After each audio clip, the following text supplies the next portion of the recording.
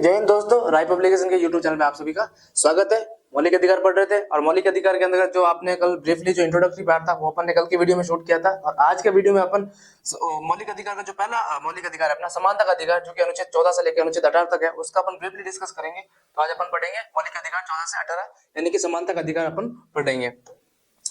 समानता का अधिकार में अनुच्छेद 14 से लेकर अनुच्छेद 18 तक दिए गए, यानी कि समानता का अधिकार के अंतर्गत कुल कितने 5 अधिकार है अनुच्छेद 14 से लेकर अनुच्छेद 18 तक। ठीक है, अनुच्छेद 14 क्या है गाइस? विधि के समक्ष समता और विधि का समान संरक्षण।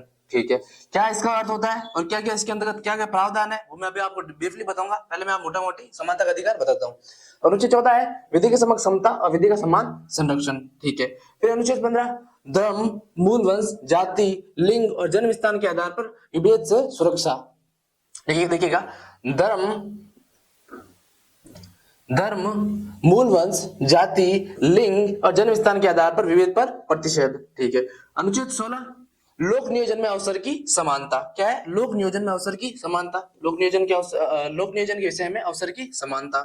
अनुच्छेद 17 अस्पृश्यता का अंत। मैं गाइस ये अभी मोटा मोटी बता रहा हूँ कि क्या क्या अनुच्छेद आता है इसके अंदर, ब्रीफली अपन डिस्कस अभी आगे की स्लाइडों में करेंगे। अनुच्छेद 17 का है अस्पृश्यता का अंत। ठीक है, अनुच्छेद 18 है उपाधियों से निषेध।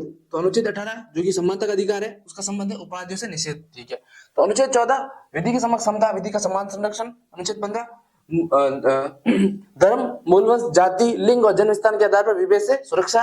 अनुच्छेद 16 लोक नियोजन में अवसर की समानता। अनुच्छेद 17 अस्पृश्यता का अंत और अनुच्छेद 18 उपाधियों से निषेध।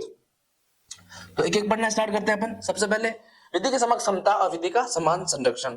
ठीक है, पहले तो ये विधि के समक्ष समता और दो अलग टॉपिक है, विधि का समान संरक्षण। ठीक है, ये तो अपन ने लिया है ब्रिटेन के संविधान से। ठीक है, और ये लिया है अपन ने अमेरिका, विधि का समान संरक्षण। ठीक है, अब आप पूछोगे भी ये क्या है? विधि के समक्ष समता और विधि का समान संरक्षण यानी कि कानून की नजर में भारत का जो प्रत्येक नागरिक है वो एक समान रहेगा, यानी कि कानून जो है सबको एक बराबर मानेगा, किसी को भी विशेष जो है आरक्षण या फिर इसको है सुरक्षा प्रदान नहीं की जाएगी और कानून की दृष्टि से भी समान होंगे। देखिएगा, राज्य के द्वारा सभी व्यक्तियों को विधि के समक्ष समता तथा विधि का समान संरक्षण उपलब्ध किया जाएगा। यह सभी व्यक्तियों को उपलब्ध है तथा इसके अंतर्गत किसी भी प्रकार का विशेष अधिकार को मान्यता प्रदान नहीं की गई है। ठीक है, मैंने आपको बताया विधि के समक्ष जो है यानी कानून के समक्ष जो है भारत का प्रत्येक नागरिक एक समान है, किसी नागरिक को विशेष अधिकार प्रदान नहीं किया गया है। तो इसी के तहत तात्पर्य विधि के समक्ष समता और विधि का समान संरक्षण। विधि के समक्ष समता ब्रिटेन से ली गई और विधि का समान संरक्षण अमेरिका से ली गई है। इन दोनों में क्या डिफरेंस होता है वो मैं आपको बताऊंगा। करते हैं, राज्य के द्वारा सभी व्यक्तियों को विधि के समक्ष समता तथा विधि का समान संरक्षण उपलब्ध किया जाएगा और यह सभी व्यक्तियों के लिए उपलब्ध है तथा इसके अंतर्गत किसी भी प्रकार के विशेष अधिकार को मान्यता प्रदान नहीं की गई है। राज्य सभी व्यक्तियों के लिए एक समान ढंग से कानून का निर्माण करेगा तथा एक समान लागू करेगा, यानी कि राज्य की नजर में सभी जो नागरिक होंगे वो एक समान होंगे और सभी नागरिकों के लिए एक समान कानून का निर्माण करेगा और एक समान कानून का पालन किया जाएगा। राज्य के द्वारा समान परिस्थितियों में समान लोगों के साथ समान विधि का प्रयोग किया जाएगा। 3 कंडीशन है। राज्य के द्वारा समान परिस्थितियों में समान लोगों के साथ समान कानून का पालन किया जाएगा, यानी कि 3 टर्म में समान लोगों के साथ समान परिस्थितियों में और समान कानून का जो है पालन किया जाएगा। ये डायसी के लॉ यानी कि लॉ ऑफ डायसी के आधार पर आधारित है। कौन सा भाई? ये डायसी की विधि के शासन पर आधारित है जिसमें विधि की सर्वोच्चता को स्वीकार किया गया है। डायसी एक बहुत बड़े पाश्चात्य विद्वान रह गए, इनके द्वारा एक जो है लॉ दिया गया था। कौन सा? विधि का सर्वोच्चता का सिद्धांत। तो इसी जो विधि के सर्वोच्चता के सिद्धांत पर आधारित जो है अपना अनुच्छेद 14 है। तो ये कोई आपको कोई क्वेश्चन पूछ ले कि अनुच्छेद 14 किस पर आधारित है, तो ये डायसी के विधि के शासन पर आधारित, जिसमें कानून को जो है यानी कि विधि को है सर्वोच्चता को स्वीकार किया गया है। ठीक है, अनुच्छेद 14 पढ़ा, विधि के समक्ष समता और विधि का समान संरक्षण किसके पर आधारित है? डायसी की विधि के शासन पर आधारित है। कानून की नजर में राज्य के सभी नागरिक एक समान है, किसी को भी विशेष अधिकार जो है प्रदान नहीं किया गया है। ठीक है, मैंने आपको बताया था विधि के समक्ष समता और विधि का समान संरक्षण दोनों अलग टर्म है। विधि के समक्ष समता जो है अपन ने ब्रिटेन के संविधान से लिया और विधि का समान संरक्षण जो है अपन ने यूएसए संविधान में ली है। ठीक है, बात करते हैं विधि के समक्ष समता। विधि के समक्ष जो समता है उसकी अपन बात करते हैं। इसके अंतर्गत ये दिया गया है, इसके अंतर्गत सभी के साथ समान व्यवहार पर बल दिया जाता है। ठीक है, तो इसके अंतर्गत सभी व्यक्तियों के साथ समान व्यवहार पर बल दिया जाता है, लेकिन इसके अंतर्गत विधि का समान संरक्षण में इसके अंतर्गत अलग अलग समूहों के साथ पृथक व्यवहार पर बल दिया जाता है। ठीक है, मैंने आपको बताया विधि के समक्ष समता और विधि का समान संरक्षण, इसके अंतर्गत सभी नागरिकों के साथ जो है समान व्यवहार पर बल दिया जाता है, लेकिन इसके अंतर्गत क्या है, अलग अलग व्यक्तियों के साथ उनकी क्या क्या परिस्थिति है उसके अनुसार जो है उनके साथ व्यवहार किया जाएगा। ठीक है, इसके अंतर्गत भेदभाव को मान्यता प्राप्त नहीं है, जबकि इसके अंतर्गत भेदभाव को मान्यता प्राप्त है। भेदभाव को मान्यता प्राप्त क्यों है? जैसे कि मान लो समाज को कोई दुबला दुबला वर्ग है या फिर कमजोर वर्ग है, इसके अंतर्गत जो है अगर मान लो उसको विशेष अधिकार की आवश्यकता महसूस होगी, उसको आरक्षण की महसूस होगी, तो विधि का जो समान संरक्षण है इसमें तो जो है भेदभाव को मान्यता प्राप्त है, अर्थात उनको विशेष उपबंध किए जाएंगे। लेकिन अगर इस कानून का अपन अनुसरण करें तो उनको भी है बाकी सब दुर्बल वर्ग को भी बाकी सबके समान ही माना जाएगा। ठीक है, डिफरेंस क्या है? इसके अंदर सभी के साथ समान व्यवहार पर बल दिया जाता है, इसके अंतर्गत जो है अलग अलग परिस्थितियों में अलग अलग समूह के साथ अलग अलग व्यवहार किया जाता है। फिर बात क्या आती है इसके अंतर्गत भेदभाव को मान्यता प्राप्त नहीं है और इसके अंतर्गत जो है भेदभाव को मान्यता प्राप्त है। सभी के लिए समान विधि का प्रावधान, इसके अंतर्गत सभी के लिए एक समान विधि का प्रावधान किया जाएगा, लेकिन इसके अंतर्गत विभिन्न समूहों के अंतर्गत अलग अलग विधि को मान्यता प्रदान की गई है। यानी कि अगर मान लो किसी विशेष समूह को विशेष आरक्षण या विशेष कानून की आवश्यकता है तो इसके लिए विशेष अलग से कानून बनाया जाएगा। इसके अंतर्गत जो है भेदभाव को मान्यता प्राप्त की गई है, अतः विभिन्न समुदायों के लिए विभिन्न जो है कानून बनाया जा सकता है, लेकिन इसके अंतर्गत भेदभाव को मान्यता प्राप्त नहीं है और सभी के लिए जो है एक समान कानून बनाया जाएगा। ठीक है, अब इसकी बात की जाती है, इसकी प्रकृति की बात की जाती है, ये नेगेटिव है। नेगेटिव क्यों है गाइस? क्योंकि मान लो किसी एक विशेष दुर्बल जो कि दल है या फिर कोई भी विशेष का पिछड़ा वर्ग है, अगर उनको किसी भी विशेष कानून या फिर आरक्षण की आवश्यकता होगी तो ये लॉ तो ये बोलता है कि सभी के साथ समान व्यवहार होना चाहिए, तो उनके साथ समान व्यवहार किया जाएगा, तो जो दुबला वर्ग है यानी कमजोर वर्ग है वो कमजोर ही रह जाएगा। लेकिन इसकी जो प्रकृति है वो सकारात्मक है। सकारात्मक क्यों है? क्योंकि यह परिस्थिति के अनुसार देखता है। अगर मान लो उनकी परिस्थिति खराब है तो उनके लिए विशेष उपबंध किए जाना चाहिए, अतः इसकी जो प्रकृति है वो सकारात्मक है। बात की जाती है विधि के समक्ष समता, ये नकारात्मक है, नेगेटिव है, क्योंकि इसके अंतर्गत राज्य के द्वारा सामाजिक कल्याण के कार्य नहीं किए जाते हैं, क्योंकि सामाजिक कल्याण के कार्य किए ही नहीं जा सकते जब सभी के लिए आप समान व्यवहार करोगे, समान कानून बनाओगे, तो जो कि कमजोर वर्ग है उनके लिए आप जो है विशेष अधिकार का प्रावधान नहीं कर पाओगे, और जब तक आप विशेष अधिकार का प्रावधान नहीं कर पाओगे वो जो कमजोर वर्ग है वो कमजोर ही रहेगा। अतः इसके द्वारा राज्य के द्वारा जो है सामाजिक कल्याण के कार्य नहीं किए जा सकते, जबकि इसकी जो प्रकृति है वो सकारात्मक अवधारणा है तथा इसमें राज्य के द्वारा वंचित वर्गों के कल्याण की दिशा में कदम उठाए जाते हैं। ठीक है, तो विधि के समक्ष समता और विधि का समान संरक्षण पढ़ा। विधि के समक्ष समता ब्रिटेन के संविधान से, विधि का समान संरक्षण यूएसए यानी अमेरिका संविधान से लिया गया है। इसके अंतर्गत सभी के लिए समान व्यवहार, इसके लिए डिफरेंशिएट व्यवहार किया जाता है, इसमें भेदभाव को मान्यता प्राप्त नहीं है, जबकि इसमें भेदभाव को मान्यता प्राप्त की है। इसमें सभी के लिए समान विधि का प्रावधान है, इसमें अलग अलग समूह द्वारा अलग अलग कंडीशन में अलग अलग जो है कानून का निर्माण किया जाता है। इसकी प्रकृति नकारात्मक है क्योंकि सामाजिक कल्याण के कार्य सरकार के द्वारा नहीं किए जा सकते, जबकि इसकी प्रकृति सकारात्मक है क्योंकि इसके द्वारा जो है सामाजिक कल्याण या जो कमजोर वर्ग है इसके लिए इसके दिशा में जो है विशेष कदम उठाए जा सकते हैं। तो समानता का अधिकार के अंतर्गत अपन ने अनुच्छेद 14 यानी कि उसको पहला अनुच्छेद पढ़ा, कौन सा? विधि की समक्ष समता और विधि का समान संरक्षण। ठीक है, अब बात की जाती है इसके अंतर्गत कुछ अपवाद भी है, यानी कि अनुच्छेद 14 के अंतर्गत मैंने बताया कि भाई राज्य के द्वारा भारत के सभी नागरिकों के लिए एक समान कानून बनाए जाएंगे क्योंकि ये डायसी के लॉ के जो शासन के आधार पर आधारित है। ठीक है, लेकिन इसके अंतर्गत कुछ अपवाद है। अपवाद यह है कि जो मान लो भारत की जो संवैधानिक प्रमुख है यानी कि राष्ट्रपति हो गया या राज्यों के राज्यपाल होगा, उनके लिए कुछ अपवाद यानी कि विशेष उपबंध किए गए हैं। अनुच्छेद 361 के अंतर्गत राष्ट्रपति हो चाहे राज्यपाल हो, उसको न्यायालय के लिए और उनके जो कार्यकाल के द्वारा कोई भी अगर कार्य किया जाता है, चाहे वो राष्ट्रपति हो चाहे वो राज्यपाल हो, उनकी कार्यकाल के द्वारा जो भी काम किए जाते हैं उनके लिए जो है वो न्यायालय को जो है जवाब देने के लिए बाध्य नहीं है, अर्थात उनके ऊपर किसी भी प्रकार का जो है मुकदमा नहीं चलाया जा सकता, उनके लिए जो है विशेष उपबंध किए गए हैं। पढ़िएगा, अनुच्छेद 361 के अंतर्गत राष्ट्रपति तथा राज्यपाल को इनके व्यक्तिगत कार्य से उन्मुक्ति प्रदान की गई है, यानी कि अनुच्छेद 361 के तहत राष्ट्रपति हो चाहे राज्यपाल हो उनको व्यक्तिगत कार्य से उन्मुक्ति प्रदान की गई है, अर्थात राष्ट्रपति तथा राज्यपाल अपने कार्यकाल के दौरान किए गए कार्यों के लिए न्यायालय के प्रति उत्तरदायी नहीं होंगे। ठीक है, जब तक राष्ट्रपति और राज्यपाल 5 वर्ष तक अपने पद पर बने रहते हैं तो अनुच्छेद 361 के अंतर्गत उनको व्यक्तिगत उन्मुक्ति प्रदान की गई है, अर्थात उनके द्वारा जो इस अपने कार्यकाल के दौरान जो भी कार्य किए जाते हैं वो न्यायालय के प्रति उत्तरदायी नहीं होंगे। ये एक विशेष उपबंध किया गया है। ठीक है, फिर बात किया जाए राष्ट्रपति तथा राज्यपाल के कार्यकाल के दौरान उनके विरुद्ध ना तो फौजदारी मामला ना दीवानी मामला दर्ज किया जाएगा। अगर मान लो दीवानी मामला दर्ज किया जाएगा यानी कि तलाक विवाह उत्तराधिकार का मामला भी दर्ज किया जाएगा तो उनको 2 माह पूर्व जो है नोटिस प्रदान किया जाएगा, जबकि फौजदारी मामला तो दर्ज नहीं किया जा सकता है। फिर से देखते हैं, राष्ट्रपति तथा राज्यपाल के कार्यकाल के दौरान उनके विरुद्ध फौजदारी मामला दीवानी मामला दर्ज करने से पूर्व 2 माह का नोटिस प्रदान देना होगा।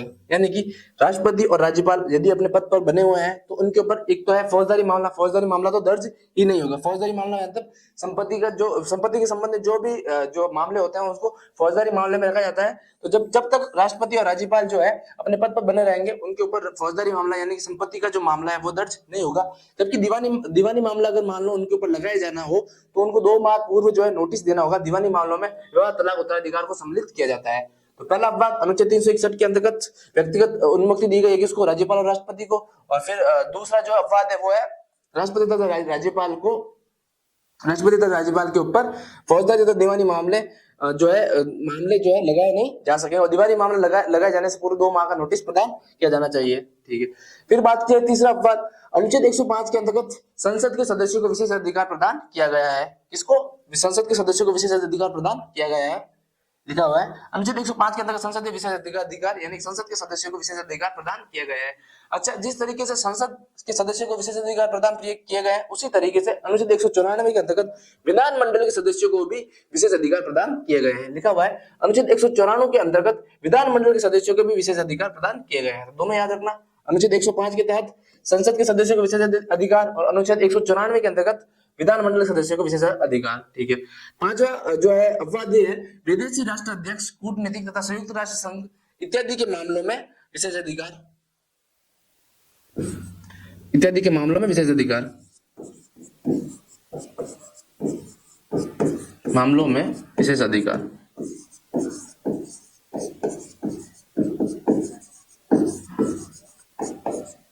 ठीक है, तो अपन ने 5 अपवाद देखे। सबसे पहले अनुच्छेद 361 के अंतर्गत राष्ट्रपति तथा राज्यपाल को व्यक्तिगत उन्मुक्ति प्रदान की गई यानी कि न्यायालय में अपने किए गए कार्यों के लिए बाध्य, मतलब जो है न्यायालय के प्रति जो है अपने किए गए कार्यों के प्रति उत्तरदायी नहीं होंगे।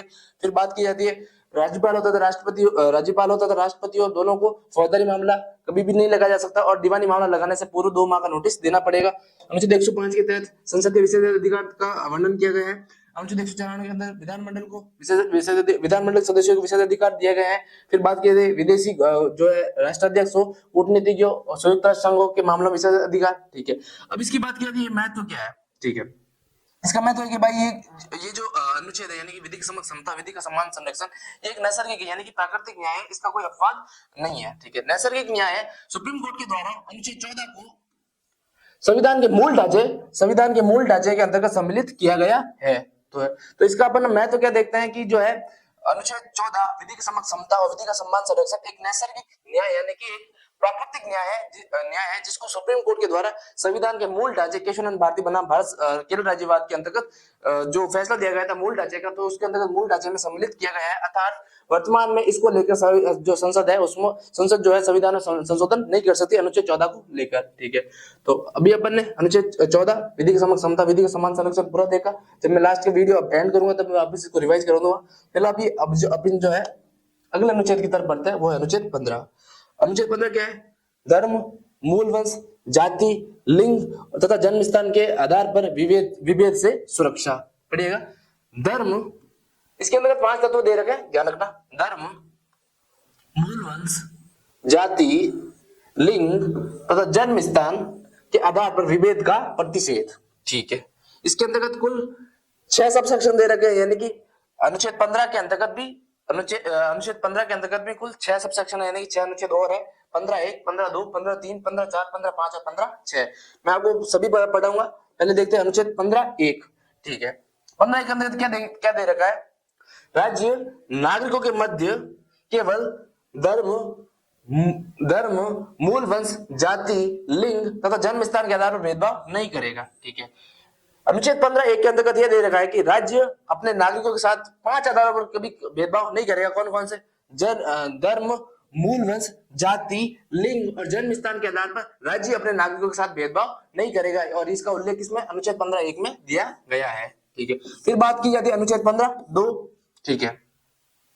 इसके अंतर्गत राज्य के साथ साथ व्यक्ति के ऊपर भी कुछ दायित्व आरोपित किए गए। लिखा गया है कि राज्य तथा व्यक्ति धर्म, मूल वंश, जाति, लिंग, जन्म स्थान के आधार पर सार्वजनिक भोजनालयों, होटलों, मनोरंजन के स्थानों, राजनिधि से पोषित या सार्वजनिक उपयोग, कुआं, तालाब, स्नानागार में भेदभाव नहीं किया जाएगा। ठीक है। तो अनुच्छेद 15(1) के अंतर्गत राज्य का कुछ दायित्व देगा कि राज्य जो है अपने नागरिकों के मध्य धर्म, मूलवंश, जाति, लिंग, जन्म स्थान के आधार पर भेदभाव नहीं करेगा। अनुच्छेद 15(2) इसके अंतर्गत राज्य के साथ साथ नागरिकों को यानी कि उसके रहने वाले नागरिकों को भी कुछ दायित्व आरोपित किया गया है कि राज्य तथा नागरिक धर्म, मूलवंश, जाति, लिंग, जन्म स्थान के आधार पर सार्वजनिक जगह यानी कि सार्वजनिक भोजनालय, होटल, मनोरंजन के स्थान, राजनीति से पोषित कुछ संस्थाओं, सार्वजनिक उपयोग के हेतु काम लिए जाने वाले उपकरण यानी कि कुआं, तालाब, स्नानागार इत्यादि में जो है भेदभाव नहीं किया जाएगा। ठीक है।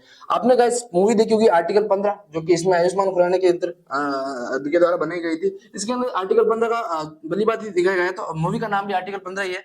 तो वो मूवी आप जरूर देखना, अच्छी मूवी है। तो अपन ने 15 के अंतर्गत अनुच्छेद 15(1), 15(2) देख लिया है। आगे देखते हैं। अबे अब देख रहे भाई अनुच्छेद, मैंने आपको बताया इसके अंतर्गत भी कुल कितने 6 सब सेक्शन है। अनुच्छेद 15(1) और 15(2) तो हो गया। अब 15(3) के साथ कुछ विभेदात्मक उपाय किए गए यानी कि कुछ अपवाद भी दिए गए हैं। अनुच्छेद 15(3) के तहत महिलाओं तथा बालकों के लिए एक विशेष उपबंध किए गए हैं। वैसा तो इसमें किसी भी के साथ भेदभाव करने के लिए मनाही की गई है, लेकिन विशेष उपबंध के तहत महिलाओं तथा बालकों को विशेष सुरक्षा प्रदान की गई है। देखिएगा अनुच्छेद 15(3), इसमें राज्य को महिलाओं तथा बालकों के विकास हेतु विशेष उपबंध करने की शक्ति प्रदान की गई है। ठीक है। मैंने आपको बताया था विविधात्मक उपाय किए गए हैं अनुच्छेद 15(3) के अंतर्गत। अनुच्छेद 15(3) के अंतर्गत महिलाओं तथा बालकों के लिए उससे होने वाले भेदभाव से बचने के लिए इनके विकास हेतु कुछ विशेष उपबंध करने की शक्ति प्रदान कर दी गई है। ठीक है। बात करते हैं अनुच्छेद 15(4) की। तो अनुच्छेद 15(4) मूल संविधान में सम्मिलित नहीं था, वरन इसको प्रथम संविधान संशोधन 1951 के द्वारा जोड़ा गया था। एक वाद हुआ था चंपाकम दोरई बनाम मद्रास राज्यवाद। देखिएगा चंपाकम दोरई बनाम मद्रास राज्यवाद में दिए गए निर्णय को परिवर्तित करने के लिए इसमें कोई निर्णय दिया गया था। इस निर्णय को परिवर्तन करने के लिए प्रथम संविधान संशोधन 1951 के माध्यम से अनुच्छेद 15(4) जोड़ा गया था। अच्छा, 15(4) कब जोड़ा गया था? प्रथम संविधान संशोधन 1951 के द्वारा। कौन से बात? चंपाकम दोरई बनाम मद्रास राज्यवाद में दिए गए फैसले को बदलने के लिए प्रथम संविधान संशोधन 1951 में किया गया था। इसके अंतर्गत 15(4) के अंतर्गत यह उपबंध किया गया था कि राज्य को सामाजिक तथा शैक्षणिक आधार पर अनुसूचित जाति तथा अनुसूचित जनजाति के लिए विशेष उपबंध करने का अधिकार प्रदान किया गया है। फिर से अनुच्छेद 15(4) रिपीट करूंगा।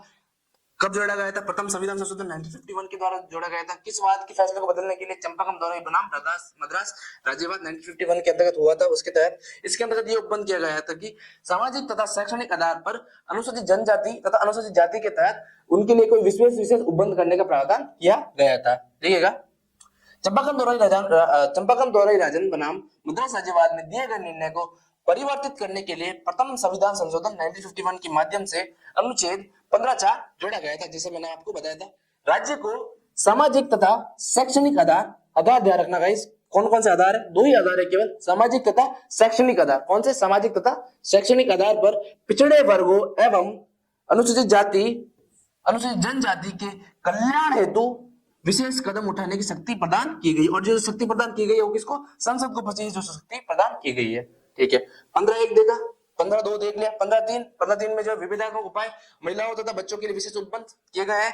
15(4) चंपाकम दोरई बनाम मद्रास राज्यवाद की फैसले को उलट करने के लिए प्रथम संविधान संशोधन 1951 के द्वारा जोड़ा गया था। इसके अंतर्गत सामाजिक तथा शैक्षणिक आधार पर पिछड़े वर्ग, अनुसूचित जाति तथा अनुसूचित जनजाति के कल्याण के लिए विशेष उपबंध करने का प्रावधान किया गया है। आगे बढ़ता है अनुच्छेद 15(5). जैसे कि मैंने बताया था, संविधान के मूल में केवल अनुच्छेद 15(3) तक ही विद्यमान था।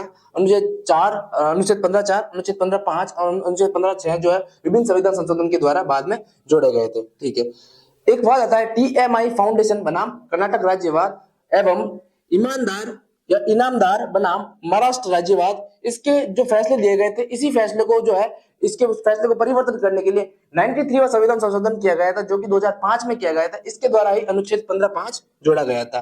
फिर से मैं बता दूं, अनुच्छेद 15(5) का संबंध दो केस है, दो वाद है। TMI फाउंडेशन बनाम कर्नाटक राज्यवाद तथा ईमानदार या इनामदार बनाम महाराष्ट्र राज्यवाद के फैसले को चुनौती देने के लिए 13वां संविधान संशोधन किया गया था। वो किया गया था 2005 में। इसके अंतर्गत अनुच्छेद 15(5) को जोड़ा गया था। अनुच्छेद 15(5) क्या कहता है गाइस? सामाजिक तथा शैक्षणिक आधार पर जो भी अनुसूचित जाति तथा अनुसूचित जनजाति के जो पिछड़े वर्ग के जो लोग हैं, उसको जो शिक्षण संस्थाओं में जो है उनके लिए सीटें आरक्षित की जानी चाहिए।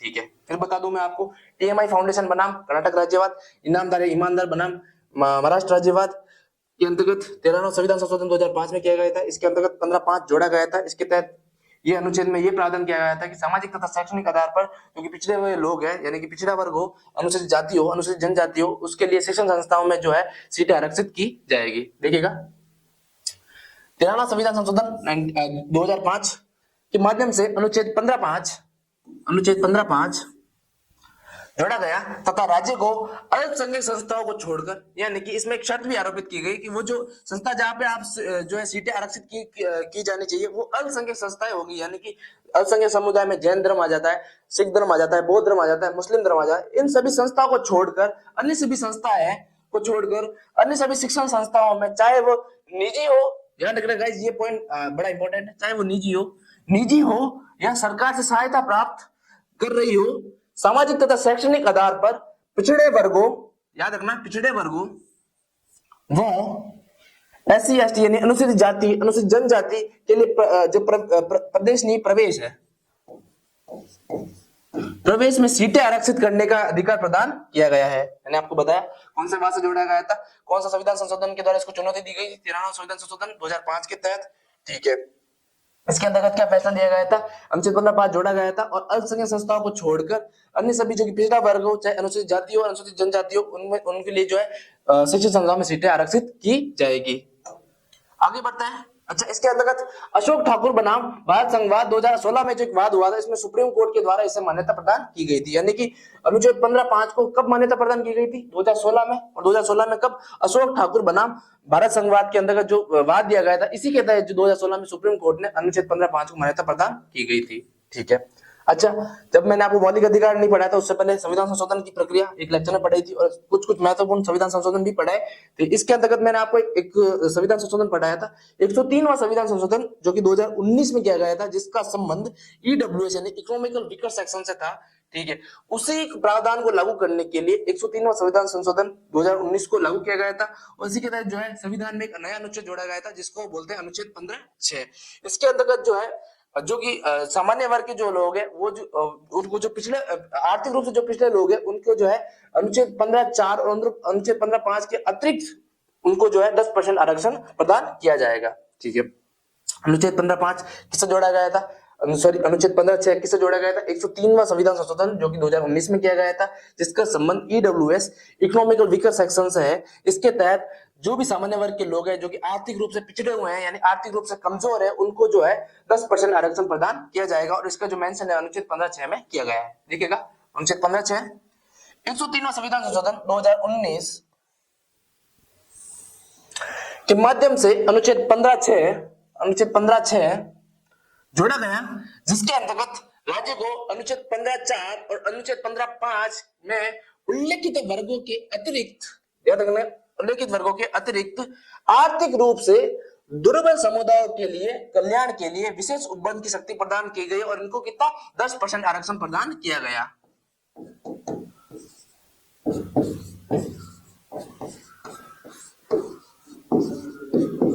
ठीक है, तो अनुच्छेद 15(6) का संबंध 103वां संविधान संशोधन 2019 से संबंधित है, जिसके अंतर्गत पिछले वर्ग सामान्य वर्ग के जो है आर्थिक रूप से पिछले जो लोग हैं, उनके 10% आरक्षण प्रदान किया गया। ठीक है, तो अपन अनुच्छेद 15 है जो पूरा पढ़ा, अनुच्छेद 15 के अंतर्गत क्या देखा, धर्म, मूल, वंश, जाति, लिंग और जन्म स्थान के आधार पर विभेद से सुरक्षा। अनुच्छेद 15 एक पढ़ा, राज्य जो है इन 5 कैटेगरी के आधार पर जो है अपने नागरिक के साथ भेदभाव नहीं करेगा। अनुच्छेद 15(2) राज्य तथा नागरिक दोनों को जो है दायित्व आरोपित किया गया है कि जो राज्य तथा नागरिक इन आधारों पर या फिर इन स्थानों पर जो है वो जो है भेदभाव नहीं करेगा। अनुच्छेद 15(3) विवेकात्मक उपाय या विवेकात्मक संरक्षण। 15(3) के अंतर्गत महिलाओं तथा बालकों को सुरक्षा दी गई है। अनुच्छेद 15(4) जिसको चंपाकन बनाम मद्रास राज्यवाद के फैसले को चुनौती देने के लिए प्रथम संविधान संशोधन 1951 के द्वारा जोड़ा गया था, जिसमें सामाजिक तथा शैक्षणिक आधार पर पिछले बार अनुसूचित जाति और अनुसूचित जनजाति के विशेष उपबंध करने का प्रावधान किया गया था। अनुच्छेद 15(5) का संबंध सेक्शन संस्था में सीटें आरक्षित करने से। अनुच्छेद 15(6) का संबंध ईडब्ल्यूएस इकोनॉमिक वीकर सेक्शन संबंधित है, जिसमें सामान्य वर्ग के वे लोग जो कि पिछले आर्थिक रूप से पिछड़े हुए हैं उनको 10% आरक्षण प्रदान किया जाएगा। ठीक है, अनुच्छेद 14 कंप्लीट कर दिया, अनुच्छेद 15 कंप्लीट कर दिया। अब आगे बढ़ते हैं अनुच्छेद 16 जिसका संबंध है लोक नियोजन में अवसर की समानता। लोक नियोजन में अवसर की समानता यानी कि आप जब भी सरकार के द्वारा जो भी नौकरी प्रदान की जाती है, सरकारी सेवा प्रदान की जाती है, इन सभी में सरकारी सेवा में जो है लोक नियोजन में यानी कि सभी व्यक्ति को किस प्रकार से अवसर देना चाहिए, उस अवसर की समानता का उल्लेख किया गया है। तो अनुच्छेद 16 का संबंध है लोक नियोजन में अवसर की समानता यानी सरकारी सेवाओं में किस प्रकार से अवसर की समानता देनी चाहिए, इस संबंध में दिशा निर्देश जारी किए गए हैं। बात करते हैं अपन 16 की, तो 16 के अंतर्गत भी कुछ 6 कुल मिला के 6 और अनुच्छेद यानी 16(1), 16(2), 16(3), 16(4), 16(5), 16(6) इसको भी विभिन्न जो है संविधान संशोधन के द्वारा सम्मिलित किया गया था। तो अपन पढ़ते हैं अनुच्छेद 16(1). 16(1) की बात की जाती है राज्य के द्वारा नियुक्ति तथा नियोजन में सभी नागरिकों को लोक नियोजन में अवसर की समानता दी जाएगी। ठीक है, तो अनुच्छेद 16(1) क्या कहते हैं, राज्य के द्वारा अपने नागरिकों को नियुक्ति हो चाहे नियोजन हो, सभी नागरिकों को अवसर की समानता उपलब्ध होगी। यानी कि राज्य के दृष्टि में यानी कि राज्य की नजर में सभी जो उनके जो सभी नागरिक है वो एक समान होंगे और सभी को जो है सरकारी सेवाओं में चाहे वो नियुक्ति हो चाहे नियोजन हो, उन सभी में सरकारी सेवाओं में सभी को एक समान अवसर की समानता प्रदान की जाएगी। ठीक है, अब बात की जाती है अनुच्छेद 16(2) में क्या लिखा हुआ है देखते हैं।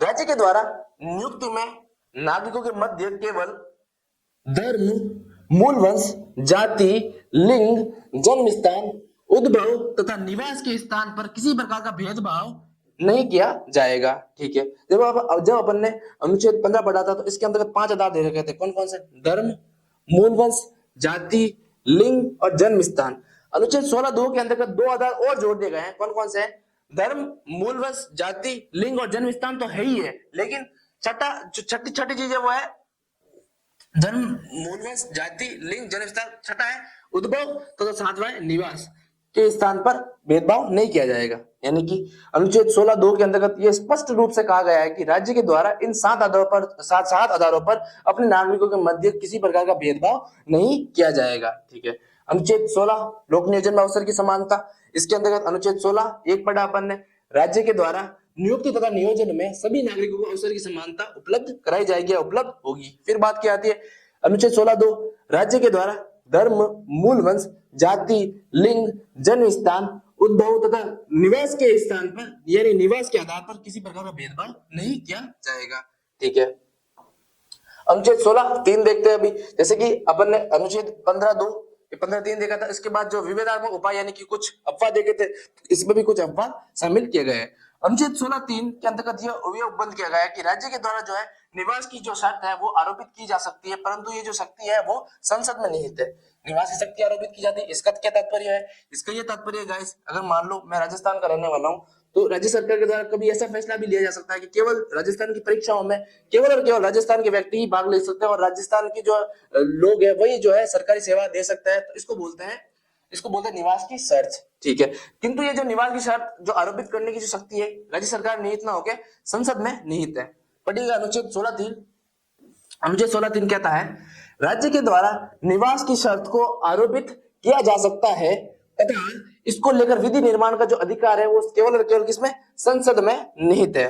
देखिएगा मैंने जैसा बोला वैसी बात है, राज्य के द्वारा निवास की शर्त को अधिरोपित या फिर आरोपित किया जा सकता है, किंतु इसको आरोपित या फिर इसको लागू करने की जो शक्ति है वो केवल और केवल संसद में निहित है।